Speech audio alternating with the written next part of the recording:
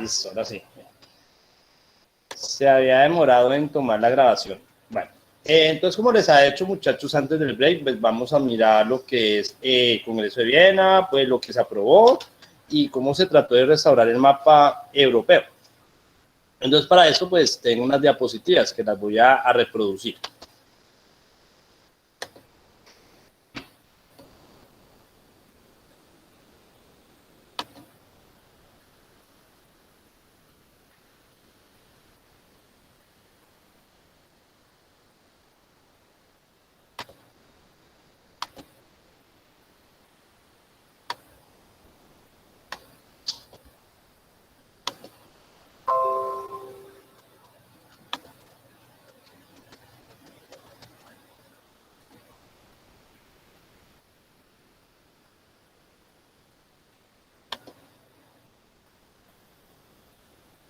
¿No?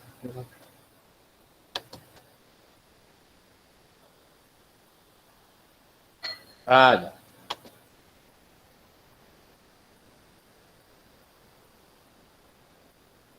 No, ese no es. Ay,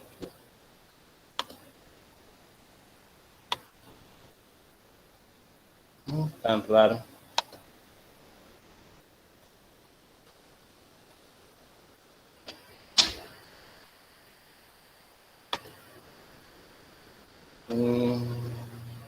Bueno, debe ser que se me desaplicó algún programa, pero no veo las para diapositivas. Bueno, pero ahí alcanzan a ver las diapositivas, ¿no, muchachos? Sí, profe. Sí, profe. Bueno, listo. Es decir, miremoslas aquí. Bueno, tengo que revisar el computador después. ¿Listo? Bueno, listo. Bueno, entonces, como les estaba diciendo, muchachos, pues vamos a mirar lo que es el Congreso de Viena, que duró entre 1814 y 1815. En ese Congreso de Viena, pues se reunieron los principales diplomáticos de todos los países europeos, especialmente pues los que dominaban esa reunión eran las cuatro potencias vencedoras de las guerras napoleónicas, que eran Austria, Rusia, Prusia y Gran Bretaña.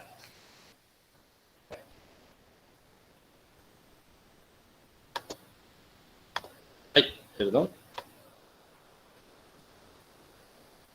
Entonces podemos decir, muchachos, que los tremendos golpes de la Revolución Francesa y de las guerras napoleónicas habían agrietado las rígidas instituciones del antiguo régimen.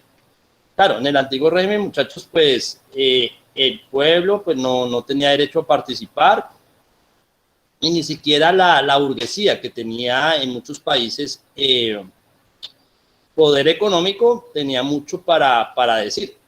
Pero con la Revolución Francesa, pues pudieron en muchos países que no les habían dado la oportunidad poder acceder a ese poder. Entonces podemos decir que los diplomáticos de la era de la Restauración, que repararon la resentida estructura europea después de la caída de Napoleón, han sido acusados de planear hacia el pasado, no para el futuro. Entonces, claro, esta acusación que los historiadores liberales, después de que ha pasado todo, se han complacido a menudo en subrayar, pero es un cargo que desconoce el espíritu y los propósitos que se produjo en la restauración. Claro. Muchachos, pues el Congreso de Viena, una de las cuestiones que intentó hacer era restaurar la como yo les había dicho antes del break, desde 1792, cuando Francia declara la guerra a Austria, no había habido paz. Siempre había conflictos, guerras, firmaban un armisticio, pero enseguida volvían a luchar. Lucharon por todas partes, por España, por Francia, Bélgica, Italia, Rusia, lo que actualmente es Polonia, Alemania. Entonces, lo que querían hacer los diplomáticos de esa época era pues que se volviera la paz y creyeron de que volviendo a las monarquías absolutistas podrían generar esa paz. Acusaban que esas ideas de igualdad, libertad y fraternidad eran revolucionarias, eran o incentivan al pueblo para la rebelión.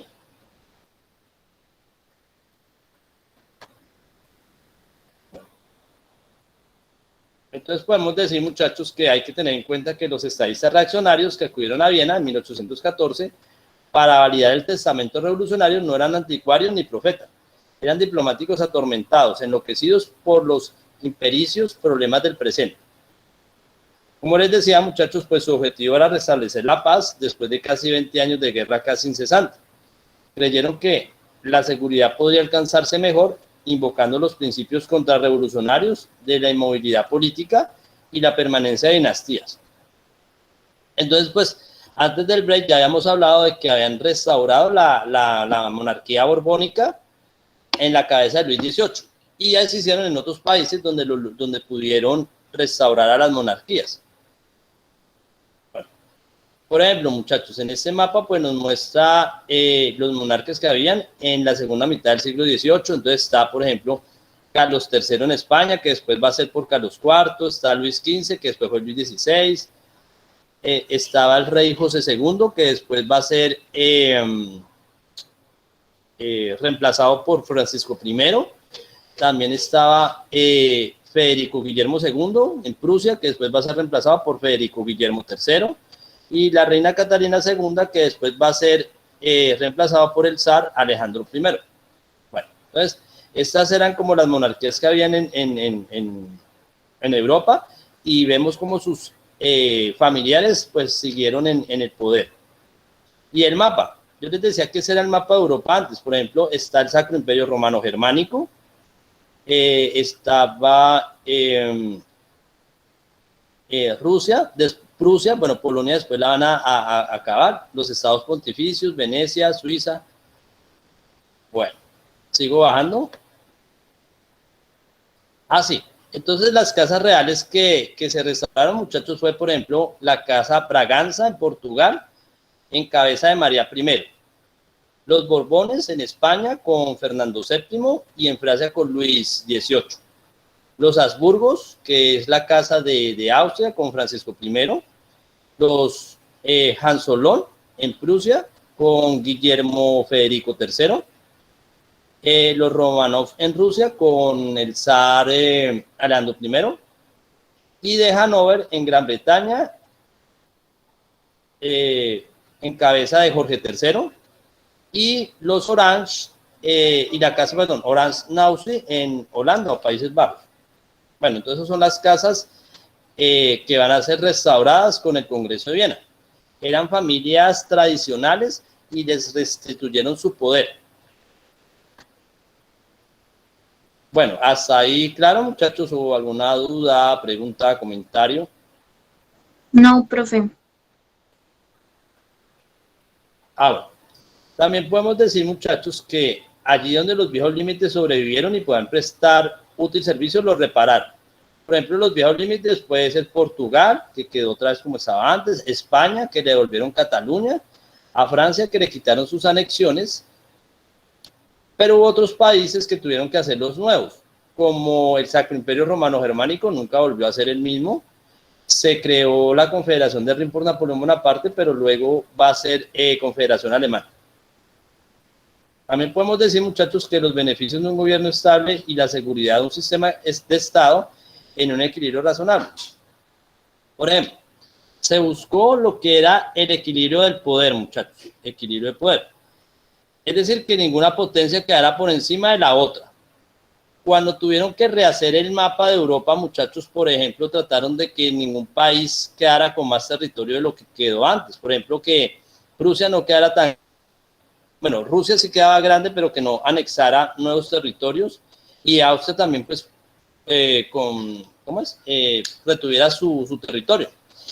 Y en cuanto a Inglaterra, muchachos, pues no le interesó tanto lo que era anexiones territoriales, pero sí que le atribuyeran el dominio del mar, y así se lo da. Entonces, así se logra la paz, con una especie de equilibrio de poder. Podemos decir también, muchachos, que juzgados conforme a estos sobrios propósitos, los diplomáticos que redactaron los tratados de Viena fueron hábiles. El arreglo general que idearon estableció un equilibrio de poder que contribuyó a que no se dieran conflictos entre países durante cerca de 40 años. Entonces, durante casi 40 años, muchachos, no va a haber así una guerra de importancia. De pronto va a haber levantamientos populares, pero no guerras entre países. Bueno, Solo va a haber una guerra, pero esa es una guerra pues diferente, que después la vamos a mencionar, pero no entre las potencias, mejor dicho. Bueno, aquí otra vez les vuelvo a mostrar el mapa, muchachos, mapas antes de la Revolución Francesa, otro mapa, donde estaba pues el Imperio de Rusia, el Imperio Otomano, Austria, que es grande, Francia, España. Aquí Francia está el pedacito de, ese pedacito de aquí es de Aviñón, que yo digo que después lo anexan, bueno, después se gana Aviñón. Bueno, ese era el que había antes, pero ese es el que tiene el Imperio Napoleónico, donde creó, por ejemplo, la Confederación del Rin, el Reino de Italia, el Ducado de Varsovia, donde anexó lo que eran Países Bajos y Bélgica, y también anexó una parte del norte de Italia. Están los estados pontificios y el reino de Nápoles, provincias líricas, ilirias, perdón, y Westfalia, aquí Westfalia.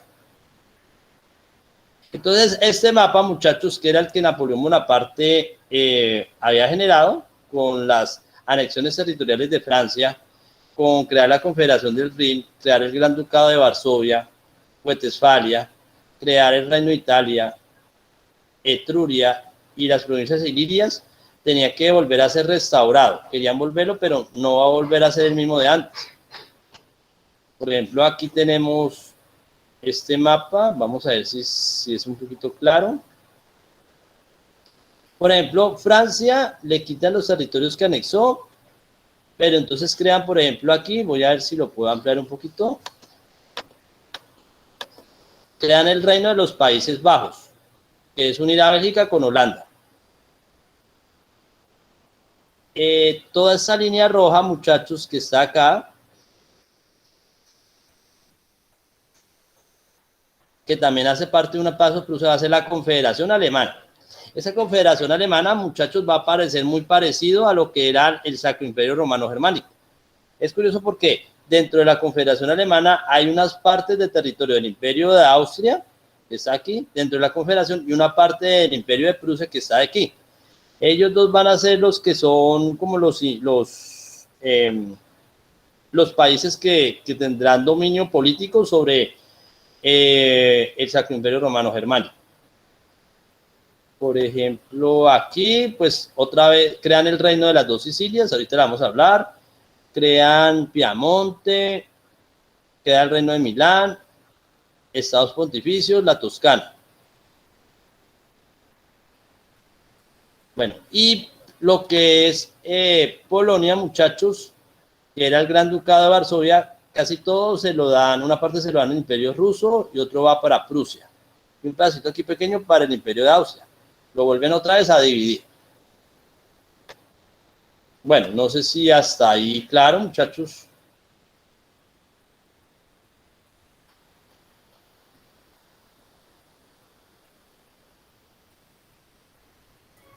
Sí, profe, claro.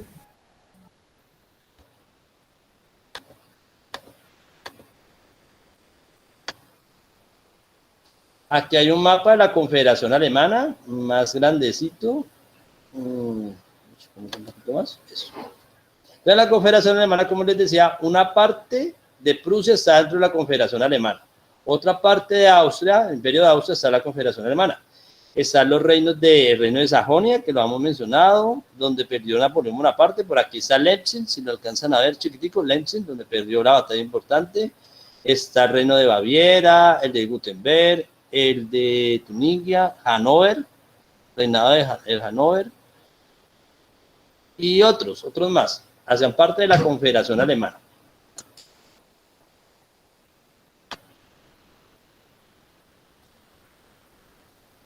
Bueno, también podemos decir, muchachos, que a pesar de los numerosos defectos, el arreglo alcanzado en Viena puede verse en perspectiva como la puerta de un siglo de poder, estabilidad y expansión. Claro, Europa va a crecer mucho, muchachos, eso lo vamos a mencionar, y todo gracias a la revolución industrial que estaba viviendo Inglaterra. Si ustedes recuerdan, cuando nosotros vimos la revolución industrial, se da en la segunda mitad del siglo XVIII y en la primera parte del siglo XIX. Entonces estaban en plena revolución en ese año, en 1815. Después la revolución va a ir a otros países como Francia, como Bélgica, Países Bajos, y también va a ir a algunos estados alemanes y del norte de Italia. Van a vivir esa revolución. Entonces vamos a decir, muchachos, que la forma de la historia de Europa después de 1815 dependió del juego recíproco de tres factores principales. Uno político, otro naval y otro económico. Entonces el factor político, muchachos, fue el ascenso de 4 potencias victoriosas de las guerras napoleónicas, que fue Inglaterra, Austria, Rusia y Prusia. Ellos, muchachos, son los líderes en el Congreso de Viena. Por ejemplo, cuando vuelven a crear los límites de los otros países, no es que los otros países tengan opinión, ellos están ahí, pueden hacer alguna sugerencia, pero al final la decisión lo toman esos 4 países. Es decir, esos 4 países fueron los que dijeron, así va a quedar su país y esta monarquía es la que va a reinar. Como les decía con Luis XVIII, ellos fueron los que colocaron a Luis XVIII en el poder.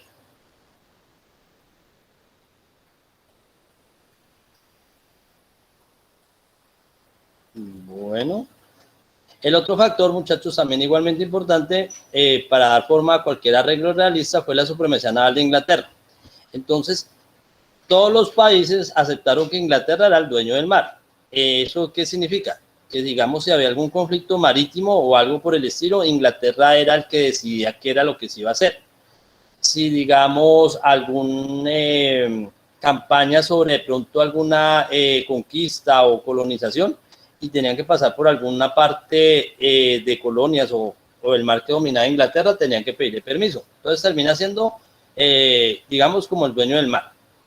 También podemos decir que en ninguna parte del globo existía una armada o una alianza de fuerzas navales que fuera suficientemente fuerte para desafiar el señorío inglés en los mares.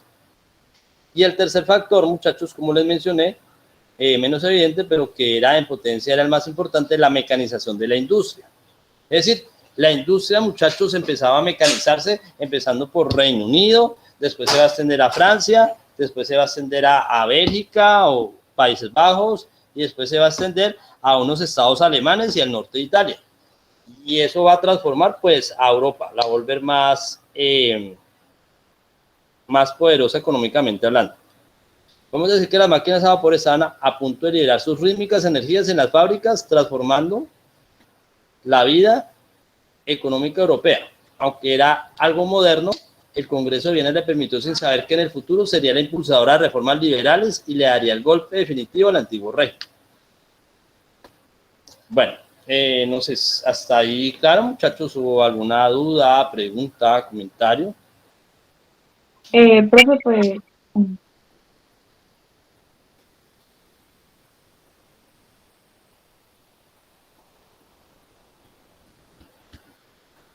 Bueno, entonces me voy a salir de por acá. No.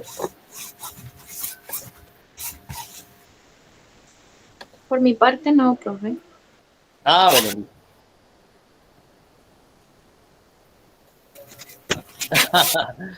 Un mensaje que me hicieron. Bueno, entonces, como les decía, muchachos, pues este Congreso de Viena restauró como el mapa europeo. Pues lo curioso que hubo de este Congreso, muchachos, es que a los demás países no les preguntaron si estaban de acuerdo o no. ¿En qué sentido? Digamos, los 4 países victoriosos, Inglaterra, Austria, Rusia y Prusia, eran los que decían, bueno, su siguiente país va a quedar así. Ellos primero se reunieron, diseñaron el mapa y le van avisando a los demás. Ellos tenían pues como una especie de opinión, pero no de decisión. Por ejemplo, pues a España pues lo recibió con gusto porque pues le devolvieron su territorio intacto y sigue el rey Fernando VII. En Portugal otra vez le dan el territorio exacto y esta vez pues no queda gobernando el rey que estaba en ese momento, sino María I, porque como les había dicho anteriormente, el rey de Portugal, él se había ido a Río de Janeiro y él no va a volver hasta 1821, entonces tiene que nombrar a un nuevo rey, que es la reina que era familiar del rey, de la casa Braganza. Bueno, por ejemplo, en la Confederación del Rin, muchachos, el rey de Austria, que es Francisco I, también va a ser el rey de la Confederación del Rin.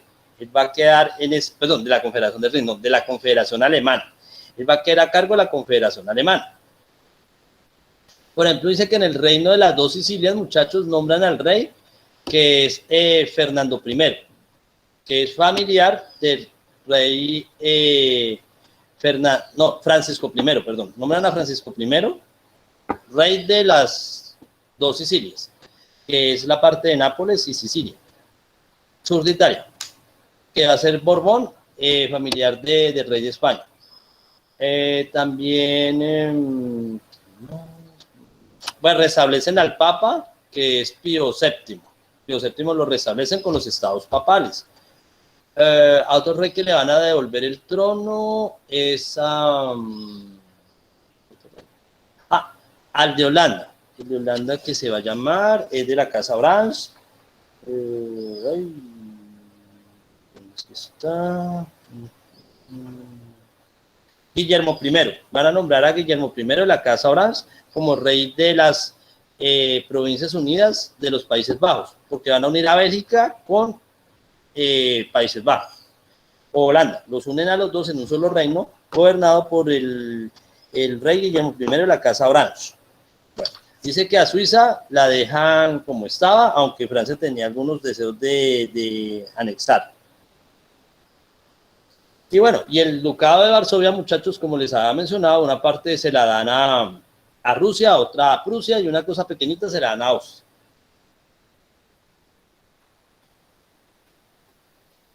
Bueno, sí, hasta ahí, claro, muchachos.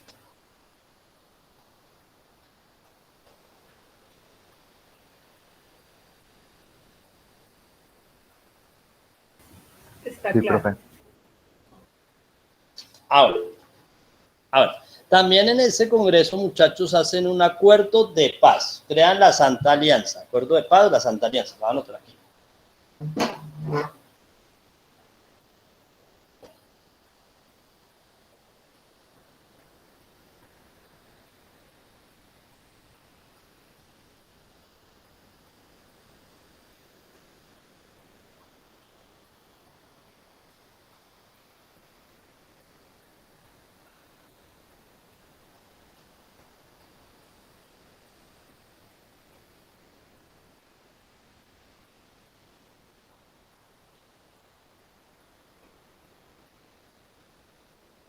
Entonces, ese acuerdo de paz de la Santa Alianza era entre las 4 potencias ganadoras. Entonces,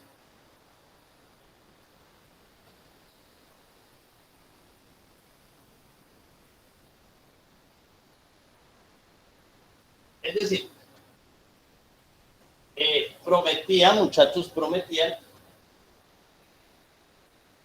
que Austria, Rusia y Gran Bretaña seguirían una misma política, o no, estarían unidos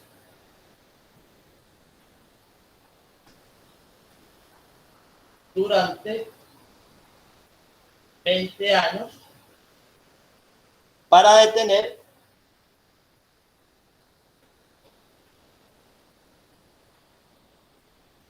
los levantamientos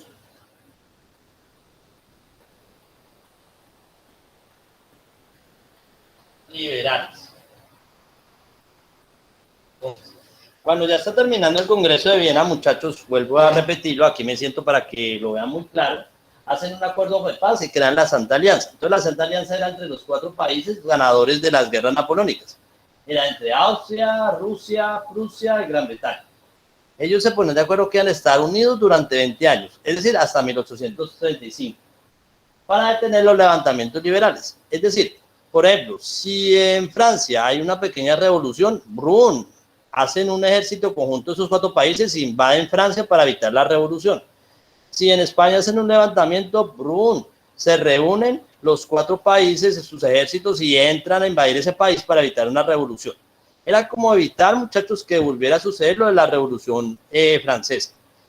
Habían pensado que lo habían permitido y habían dejado que eso llegara muy lejos.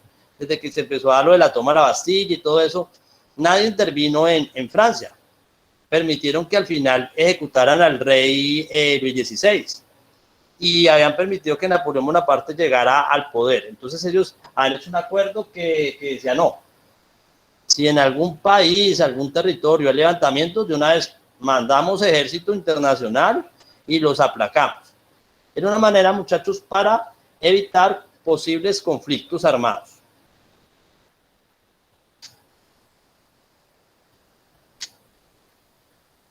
Profe, ahí dices, después de Gran Bretaña, ¿qué dice? Dice, me faltó como un punto y coma. Estarían unidos durante 20 años para detener los levantamientos liberales. Estarían unidos durante 20 años para detener los levantamientos liberales. Ellos acusaban, muchachos, de que esas revoluciones, que esas ideologías de la Revolución Francesa eran perturbadoras para el pueblo. Ellos deseaban que el pueblo estuviera, pues, sometido como antes, ¿no? Digamos que el pueblo, desde que más o menos el rey mandara bien y no pasaran hambres ni penurias, aceptaban las casas dinásticas y creían de que eso podía garantizar la paz.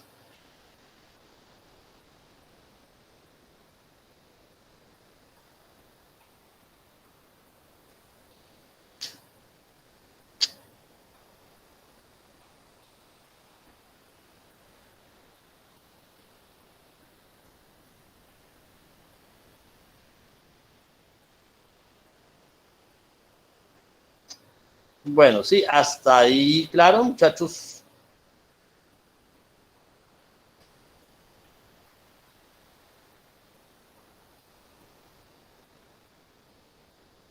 Ajá, ganaron los girondinos, sí, algo así. Pero vamos a ver, muchachos, que no ganaron para siempre, solo por un momento en el tiempo. Porque estas revoluciones liberales, muchachos, se van a empezar a dar rápidamente. Van a haber levantamientos de, por ejemplo, o de jóvenes intelectuales, jóvenes universitarios, que no estaban muy contentos o de acuerdo con la restauración que se había hecho. Por ejemplo, en muchos países, ni siquiera sus gobernantes fueron los que decidieron. El Congreso fue el que nombró reyes o decidió restablecer a los reyes que habían o hasta cuadrar los límites. Por ejemplo, un conflicto que se va a dar, muchachos, 1820 es un levantamiento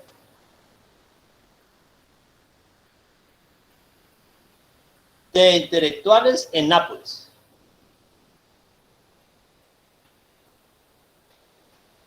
En Nápoles. Entonces, Nápoles, muchachos, en Nápoles, pues no estaban muy contentos por el rey que las había nombrado. Las han nombrado a Francisco I, que era un Borbón español, lo han puesto como rey del reino de las dos Sicilias. El reino de las dos Sicilias era todo el sur de Italia y la isla de Sicilia. Y le han puesto el reino de las dos Sicilias, le han nombrado a un rey, a un Borbón. Entonces, pues los intelectuales napolitanos no estaban muy contentos con ellos, hubo un levantamiento y de una vez procedieron a hacer lo que se había mencionado. Mandaron un ejército en conjunto y aplacaron los levantamientos. En ese levantamiento, muchachos, mandó una solicitud Francia. Francia quería ser o pertenecer a esta Santa Alianza. Podemos decir que pues Francia era el otro país importante para la época europeo, pero había sido proscrita por lo que ha pasado con Napoleón Bonaparte. La hubieran aceptado en la primera restauración, pero cuando Napoleón Bonaparte escapa y se da el imperio de los 100 días, Francia otra vez es puesta a raya porque la toman como que su pueblo no está arrepentido de lo que pasó y les gusta mucho todo eso de los levantamientos. Pero al final van a firmar en ese año, dice que el protocolo de Troppau, vamos a ponerlo aquí.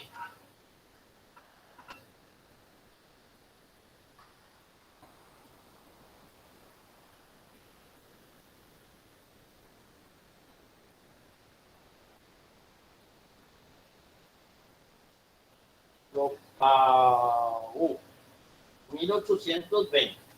En ese protocolo, muchachos, de Troppau, Francia se une a la alianza. Entonces, en ese protocolo, Francia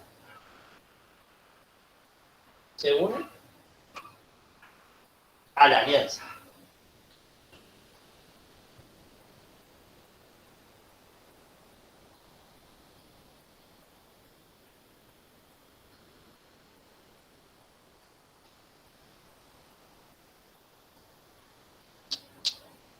Entonces Francia se une a la alianza.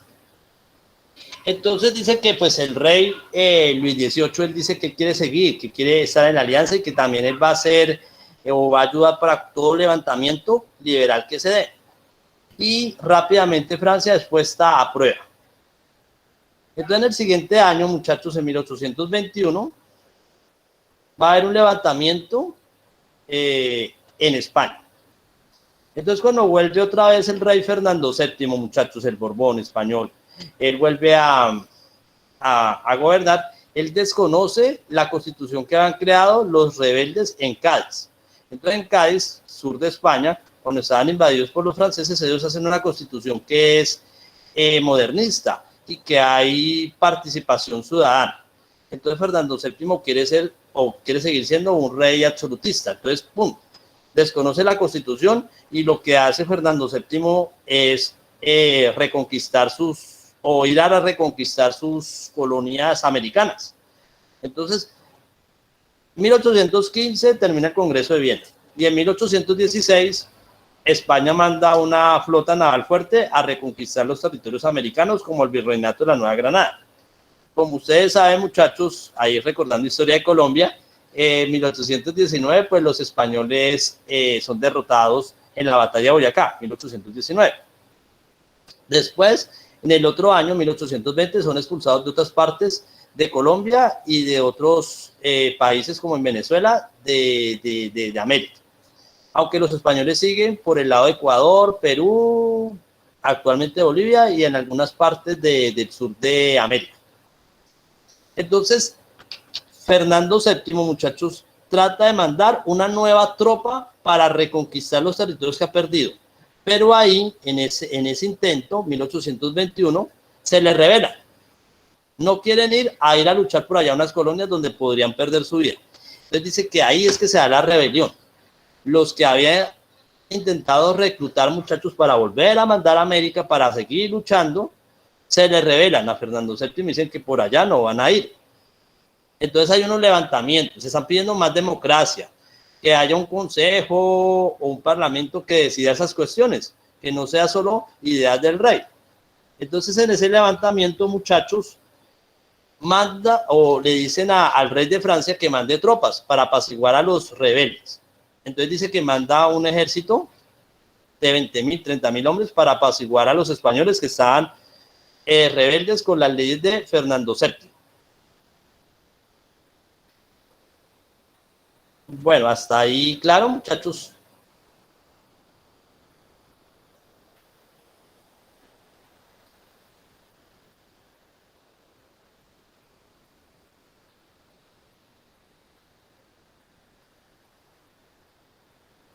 Sí, profe. Ah, bueno, listo, bien, bien. Ah, bueno. Entonces, después de esto, muchachos, después de estos eventos, pues al final Fernando VII no va a poder mandar esa tropa para tratar de otra vez volver a someter a sus colonias en América que estaban rebeldes, como el Virreinato de la Nueva Granada. Entonces, Fernando VII va a hacer algo que va a replantear esa alianza. Él le pide ayuda a los de la alianza. Como no puede mandar ejército, muchachos, porque se le rebelaron los españoles, al final los someten, pero no quieren ir a América a luchar más gente. Entonces Fernando VII dice que pide ayuda a la Santa Alianza ¿cómo es? Pregonando sobre el liberalismo. Entonces dice, mis colonias en América están rebeldes, se han levantado contra mí y no atienden mi autoridad. Entonces él pidió que mandaran un ejército combinado de esos países, de Rusia, Prusia, Austria, Gran Bretaña y Francia, para que le ayudaran a reconquistar América. Entonces dice que, por ejemplo, países como Austria, Prusia y Rusia aceptan. Dicen que listo, que está bien, que le van a dar barcos, que le van a dar hombres para la reconquista. Pero hay un país que dice que no, que es Gran Bretaña. Gran Bretaña no acepta. Y Gran Bretaña empieza a remarcar algo, que esa Santa Alianza que él había estado ahí, que habían acordado, era para solo territorios europeos, pero no para territorios de ultramar. Entonces decía que Inglaterra, él desconoció y él no quiso mandar ni dejar mandar tropa para América. Él dijo, no, El compromiso de rebeliones liberales es solo para el continente, para Europa. Regiones de ultramar, eso ya es otra cosa. Entonces dice que ahí se replanteó lo de la Santa Alianza. Entonces, Inglaterra remarcó que solo era para Europa.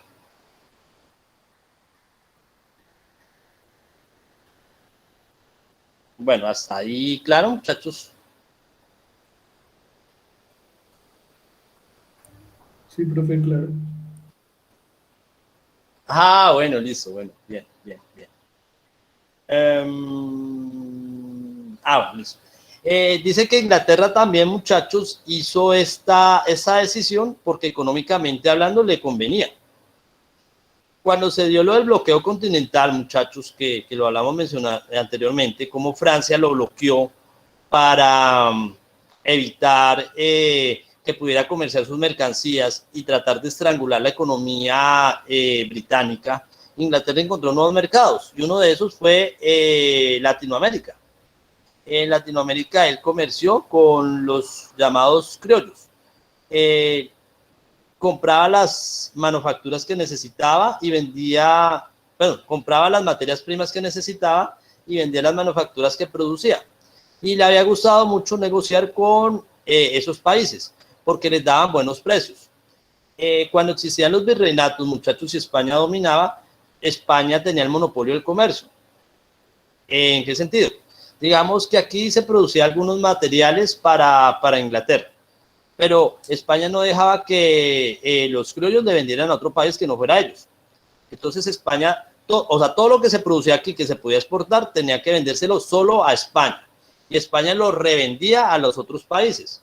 Entonces, por ejemplo, Inglaterra había intentado hacer ese comercio hace tiempos, pero España no lo permitía. Tuvieron guerras, batallas. Hubieron batallas en el siglo XVIII entre España e Inglaterra por el Mar Caribe. Bueno, hasta por Cartagena lucharon. Entonces, luchaban porque España nunca dejaba que sus colonias comerciaran con otro país que no fuera ellos mismos. Entonces, Inglaterra, cuando España había sido invadida, había podido comerciar con los denominados criollos y le había representado buenas ganancias. Entonces decía Inglaterra, pues a mí no me interesa que otra vez España retome esos países porque estaría perdiendo económicamente hablando. Ellos me compran mercancías y fuera de eso me venden productos, materias primas a precios económicos. A diferencia de España que como él le revendía, España le cobraba más caro. Entonces dice que ese plan de mandar tropa extranjera para dominar a América no funcionó, porque como Inglaterra era el dueño del mar, Inglaterra dijo que no, había que pedirle permiso para mandar barcos. Dice que las otras potencias, tanto Austria como Rusia como Prusia, no quisieron entrar en conflicto con Inglaterra. Entonces al final nunca le mandaron la ayuda a Fernando VII. Y como había dicho Inglaterra, pues Fernando VII, él mismo en los territorios de ultramar, él tiene que solucionar por sí solo sus problemas.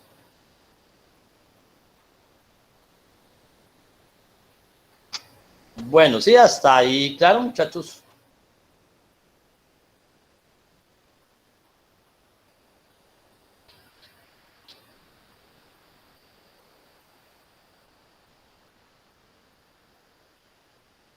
Sí, profe.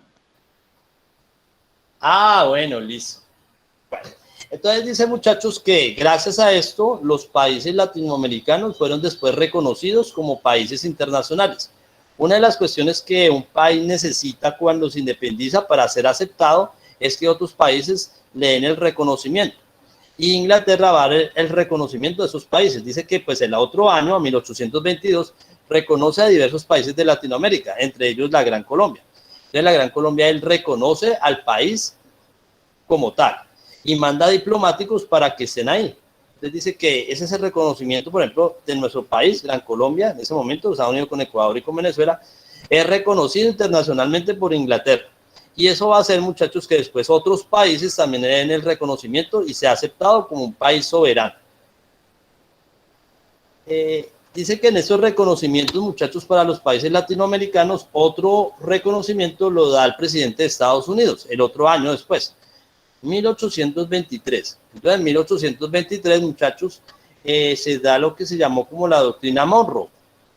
Entonces, el presidente James Monroe de Estados Unidos, 1823, también hace un reconocimiento a los países latinoamericanos dice que él los reconoce como países independientes y soberanos y que no deben ser atacados por países europeos. Entonces dice que eso también es un espaldarazo para que los países latinoamericanos mantengan su independencia. Y sobre todo, dice que Estados Unidos lo hacía para no tener vecinos europeos incómodos.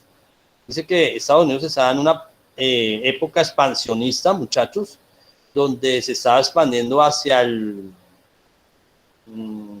occidente, sí, hasta el occidente, y que en esa expansión pues no quería tener conflictos, digamos, con un país como podría ser España o Francia por colonias. Entonces que por eso el presidente Monroe dio esa declaración. Entonces al final, muchachos, vemos que aunque se intentó con el Congreso de Viena eliminar la modernidad y la modernidad existe. Países latinoamericanos, muchachos, no van a ser reinos, van a ser repúblicas. Por ejemplo, y eso está en la historia de Colombia, dice que en los primeros años, cuando se creó la Gran Colombia, algunos países, Colombia, de que tenía que nombrar un rey para que lo reconocieran como nación, como país. Pero aquí tanto Simón Bolívar, Francisco de Paula Santander y otros no aceptaron ese consejo de nombrar un rey. Dijeron que nada, que querían la presidencia. Y ya cuando Inglaterra les da el respaldo y Estados Unidos el respaldo, ya no necesitaban esa imposición que le han puesto países como Francia y otros europeos, que le decían que tenían que nombrar un rey para que lo reconocieran. Entonces vemos que el liberalismo empezó a darse, y más que todo por la economía. Por eso en la diapositiva, en la última parte que yo les vi que decía que permitieron la revolución industrial, porque la revolución industrial es modernismo, es producir mercancías en una forma diferente.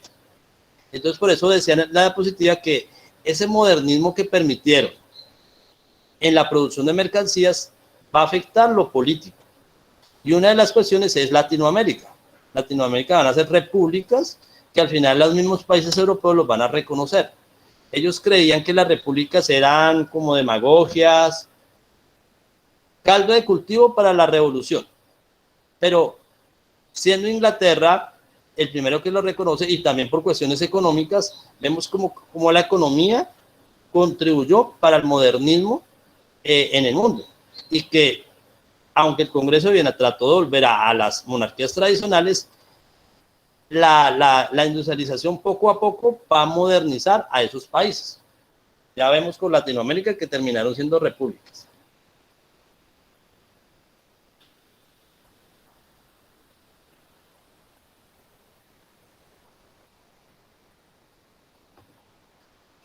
Bueno, hasta ahí, claro, muchachos. Profe, o sea que de alguna forma fue en Latinoamérica pues como donde se terminaron de consolidar esa ruptura con el antiguo régimen, porque pues si en Europa estaban controlando eso y en Latinoamérica no, entonces pues Latinoamérica tuvo, por así decirlo, vía libre para empezar con ese cambio. Sí, exacto. Así fue. Por eso Fernando VII creyó de que le iban a ayudar para reconquistar América alegando eso. Pero Inglaterra fue el que se opuso y él dijo que no, que para él lo de la Santa Alianza solo era Europa. Y vemos como Inglaterra le gustó comerciar con Latinoamérica, porque dice que le daba mejores precios que España. Desde el bloqueo continental, muchachos, esa fue una fuente de comercio que pudo tener Inglaterra, y eso ayudó para que el plan de Napoleón Bonaparte de hundirlo económicamente no se diera.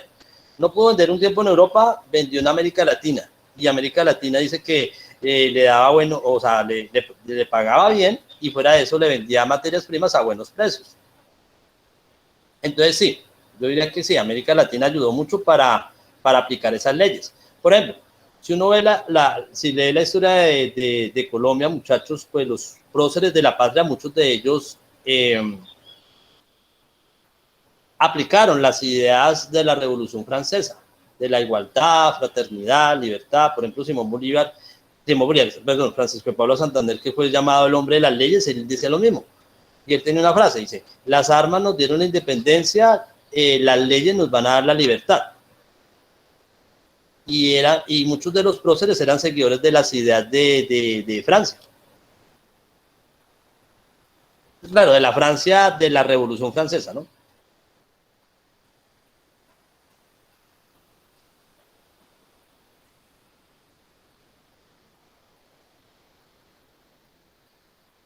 Ah, bueno, sí, también Miranda. Francisco de Miranda, ¿cierto? Él estuvo en la Revolución Francesa, ¿no? Que era venezolano.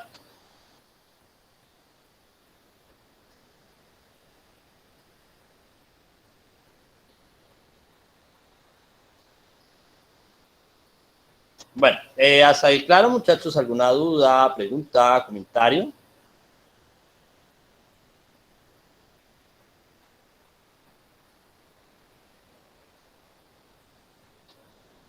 No, profe.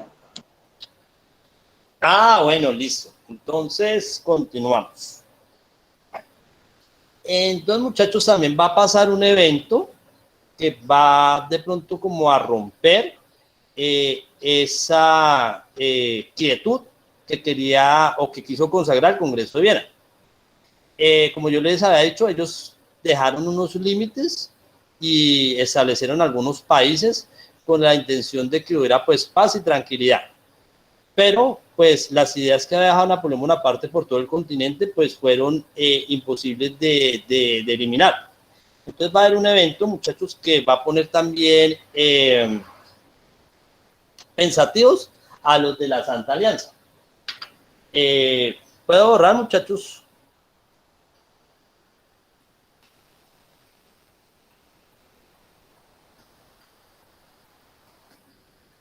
Sí, profe. Ah, bueno.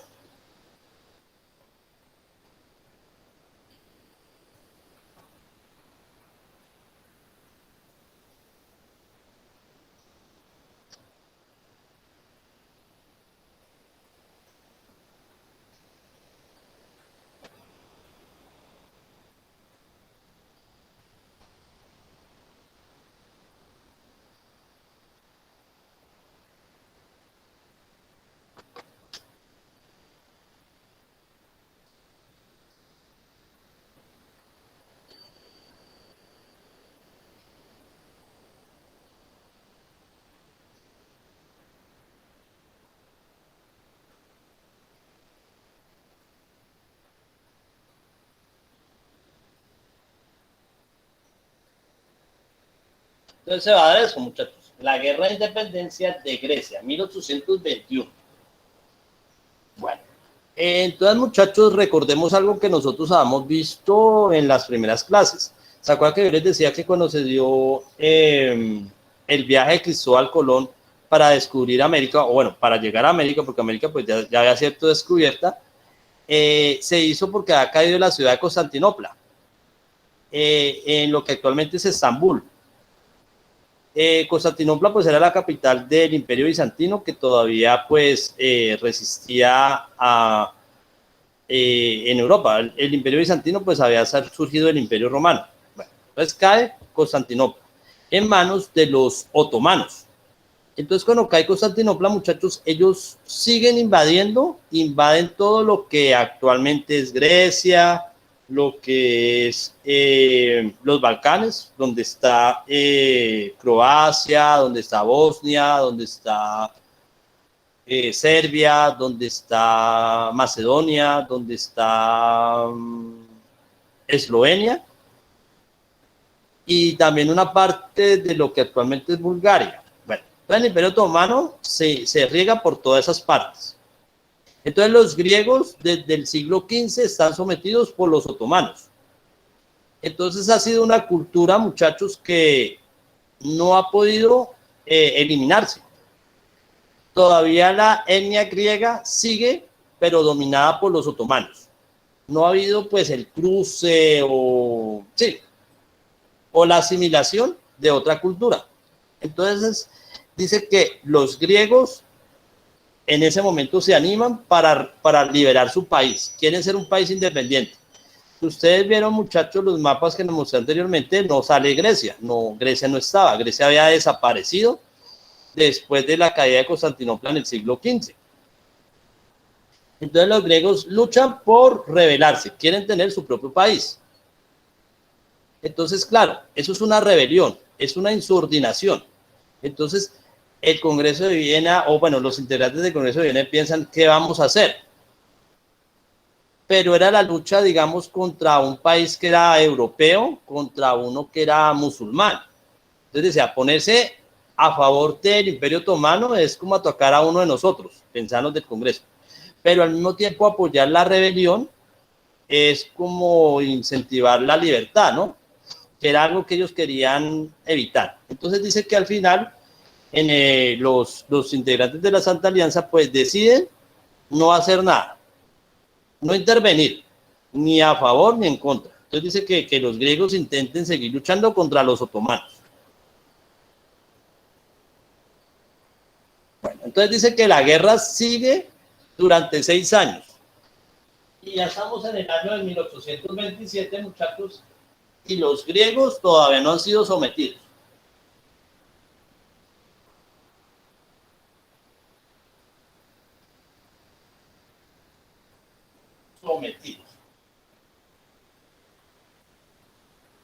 Entonces dice, todavía siguen luchando contra los otomanos por su libertad. Entonces dice que eso conmovió, muchachos, a algunos países europeos, ver cómo los griegos aguantaban a los otomanos. Y sabiendo que pues Grecia era el país de la cultura, de los filósofos, de escritos como la Odisea, la República. Entonces ellos decían, no, hay que apoyarlos. Entonces dice que los países que eran más modernistas en ese tiempo, claro, Gran Bretaña y Francia deciden ayudarlo. Dice, no, vamos a ayudar a los griegos y vamos a intervenir diplomáticamente. Entonces hablaron con las autoridades otomanas, muchachos, mandaron emisarios para decirle que negociaran una paz y que le dieran un territorio para que los griegos pudieran autogobernarse. Pero entonces dice que el gobernante de turno otomano no aceptó, dijo que nada, que ese territorio era de él. Entonces dice que tanto ingleses como franceses no quisieron dejar ir solos a los griegos y que se les unió Rusia. Entonces empezaron a mandar flotas navales para luchar contra los otomanos, para liberar Grecia. Austria no se quiso meter, muchachos. Austria era más tradicionalista, dijo no se quiso meter, y Prusia pues tampoco. Dice que Prusia después de las guerras napoleónicas no había quedado bien económicamente hablando y que una guerra pues no le convenía porque siempre aunque había ganado, muchachos, en las guerras, había perdido muchos hombres. Entonces al final van a mandar unas flotas navales de Grecia, de Rusia y de Francia para luchar a favor de los griegos. Al final dice que ellos destruyen muchas flotas navales turcas y al final se hace un tratado de paz que es el Tratado de Adrianópolis. Entonces, en 1829 firman el Tratado de Adrianópolis.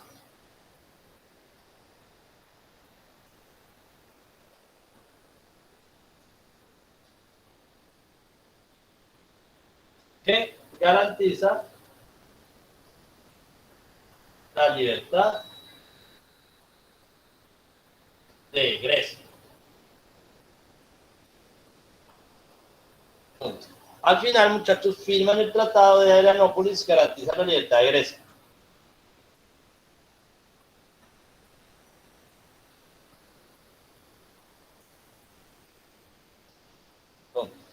En 1800 firman el Tratado de Adrianópolis, garantiza la libertad de Grecia.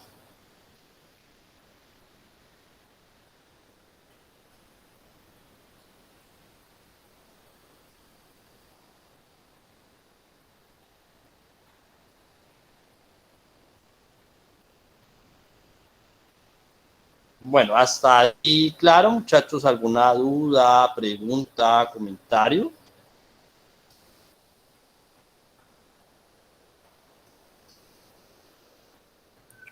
Claro, profe. Entonces, claro, muchachos, dice que aquí en este tratado se reglamentó una revolución, un levantamiento, pero claro, todavía continúan con los postulados de del Congreso de Viena.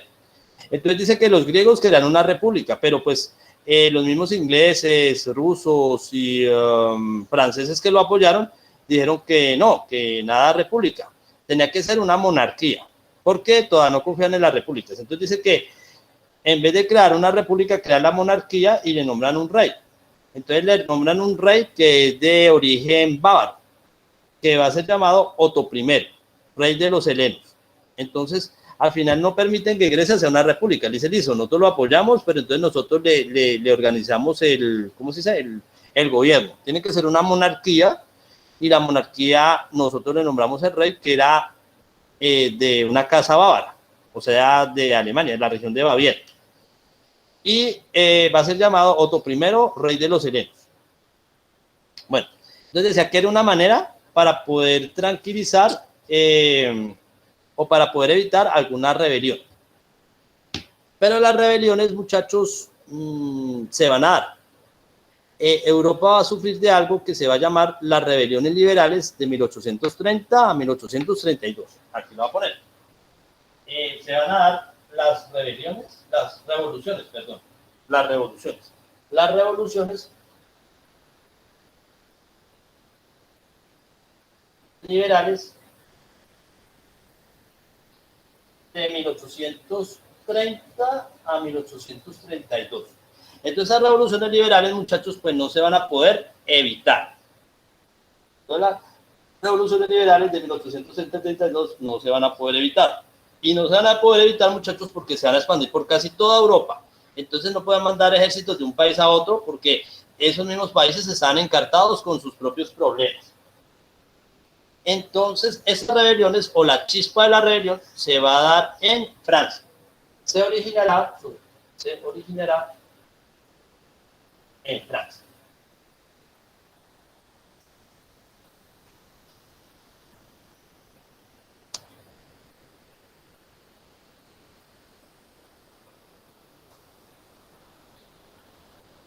Bueno, hasta ahí, claro, muchachos.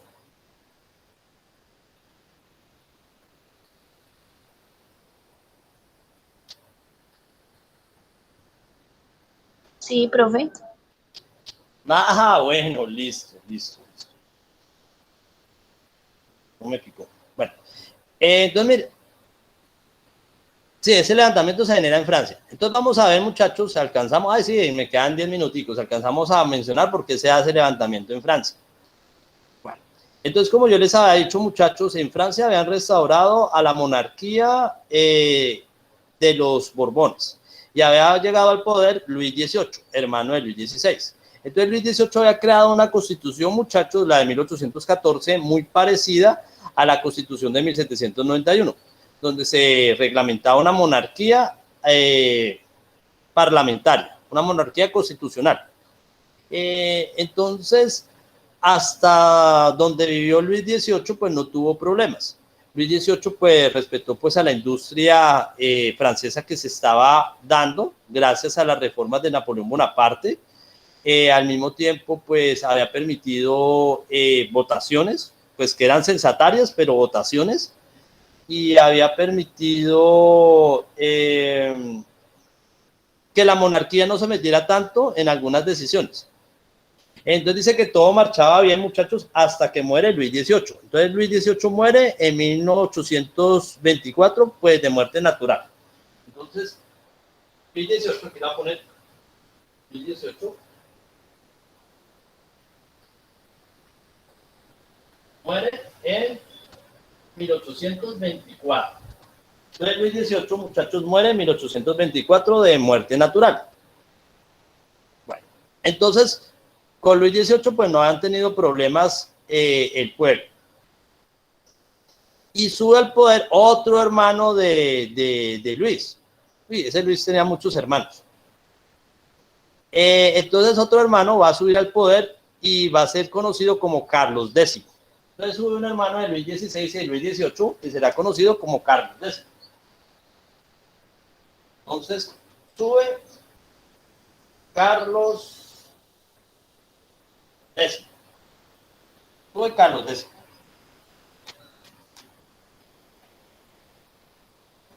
X. Entonces, muchachos, dice que Carlos X quería volver como al pasado. Tenía como ideas muy parecidas a Luis XVI.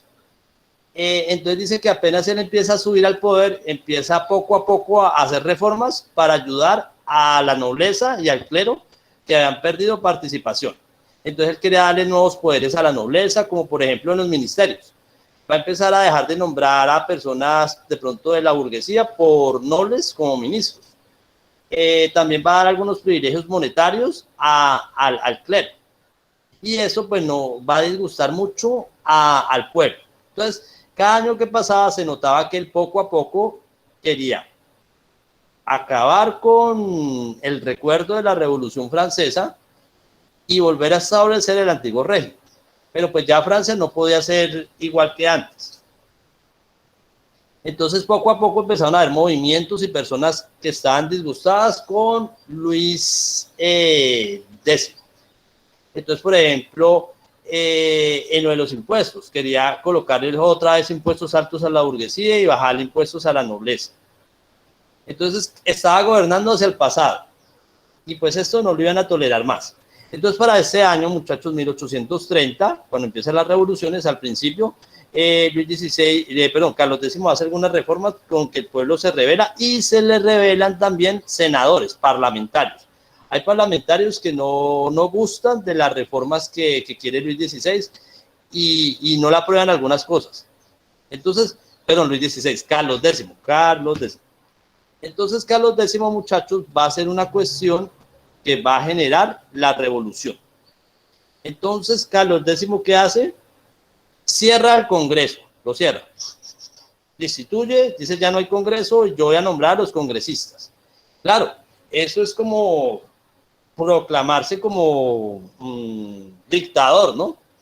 Entonces dice que apenas hace eso, el pueblo de Francia se levanta en armas, se levanta, protestas, otra vez hay confrontaciones, y no solo el pueblo, sino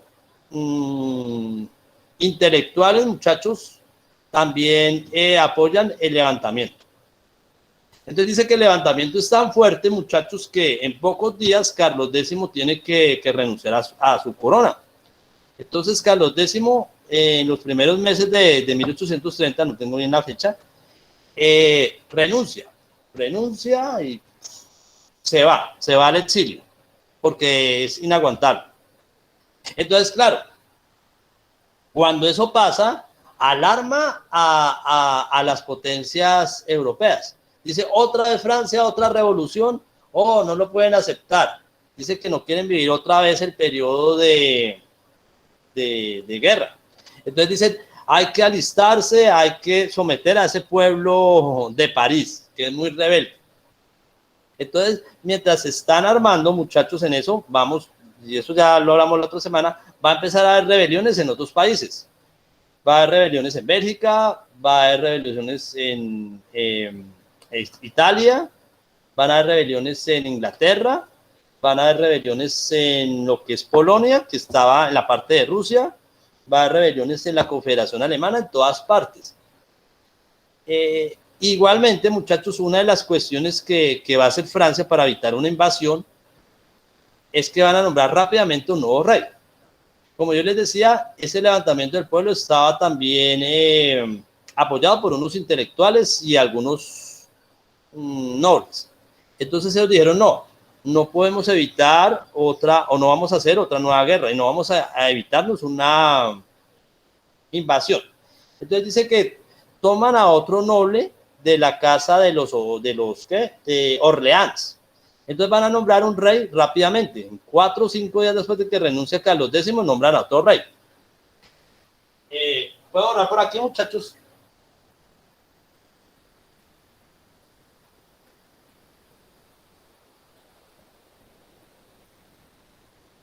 Listo. Voy a orar aquí rápidamente como para terminar ese pedacito.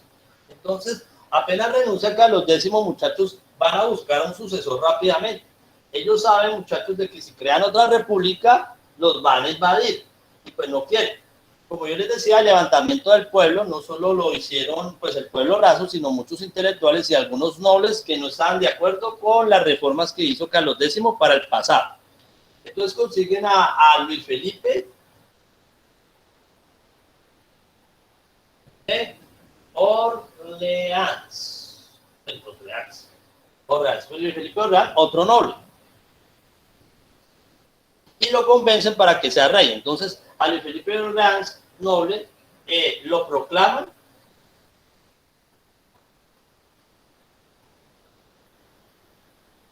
como Luis Felipe, con el nombre Luis Felipe I, para que no quede como los otros Luis, ¿no? Entonces, como a Luis Felipe, lo proclaman como Luis Felipe I. Y muchos hablan que es el rey ciudadano, dicen que es el rey ciudadano. Entonces, rápidamente, en unos 4 o 5 días después de que renuncia Carlos X, nombran como rey a Luis Felipe de Orleans, un noble. Y la gente lo acepta. Y rápidamente mandan comunicaciones para que los otros países estén, para que no se angustien. Y al mismo Luis Felipe, muchachos, le dicen que lo que tiene que hacer es seguir como el gobierno de Luis XVIII. Respetar la Constitución de 1814, volver a abrir el Congreso, respetar los símbolos, por ejemplo, la bandera tricolor, la marsellesa, todas esas cuestiones. Y sí, rápidamente dice que la rebelión en Francia se calma. Pero dice que esa fue la chispa para que en otros países se den las rebeliones. Que pues, si Dios quiere, muchachos, eso lo vamos a ver entonces la otra semana. No sé si haya dudas, preguntas, comentarios.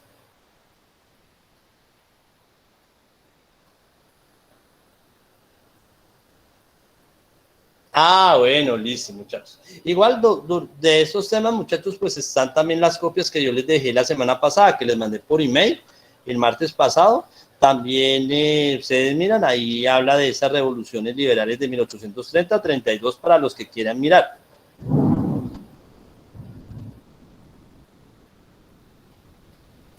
Muchas gracias, profe. Bueno, listo, muchachos. Entonces, pues no siendo más, muchachos, entonces me despido. Entonces la siguiente semana pues continuamos con esos temas. Listo, profe. Bueno, listo. Entonces, muchachos. profe. Bueno, listo. Entonces les deseo una feliz tarde.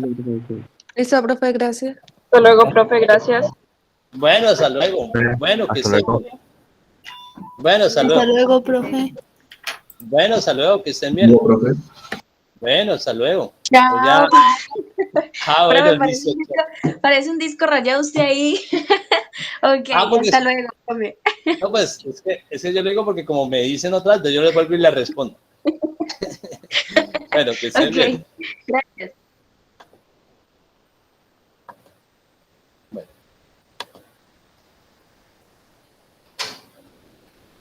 Ay, ¿y eso porque no deja de grabar?